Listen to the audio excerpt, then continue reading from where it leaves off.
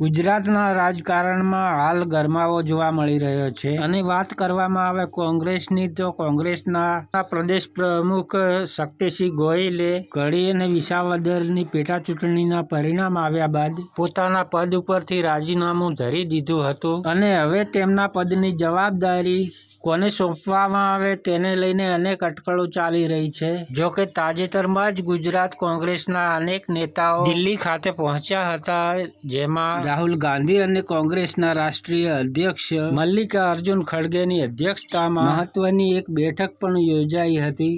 ત્યારબાદ ટૂંક સમયમાં જ ગુજરાત કોંગ્રેસને નવા પ્રમુખ મળી શકે છે। તો હવે આ જવાબદારી કોને સોંપવામાં આવે તે મુદ્દા અંગે ચર્ચા કરીશું આજે આ વિડીયોમાં।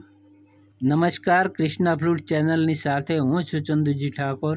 હાલમાં જો વાત કરવામાં આવે તો ગુજરાત કોંગ્રેસ પ્રદેશ પ્રમુખનું પદ કોને સોંપવામાં આવી શકે, આ જવાબદારી કોને સોંપવામાં આવી શકે તેવા નામોને લઈને અનેક અટકળો ચાલી રહી છે, જેમાં સૌથી મોટી વાત તો એ છે કે આ પદ ઓબીસી સમાજમાંથી જ કોઈક આવતા નેતાને મળી શકે તેવી શક્યતાઓ દેખાઈ રહી છે, તેવી અટકળો ચાલી રહી છે।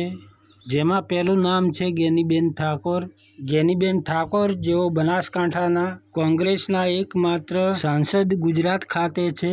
તેમનું પ્રભુત્વ પણ કોંગ્રેસમાં જોવા મળી રહ્યું છે, વર્ચસ્વ તેમનું કોંગ્રેસમાં જોવા મળી રહ્યું છે।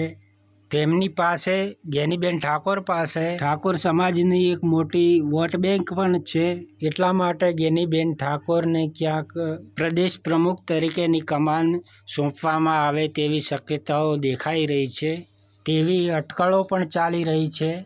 તો મિત્રો, આ વિશે તમારું શું કહેવું છે કોમેન્ટ કરીને જરૂરથી જણાવશો।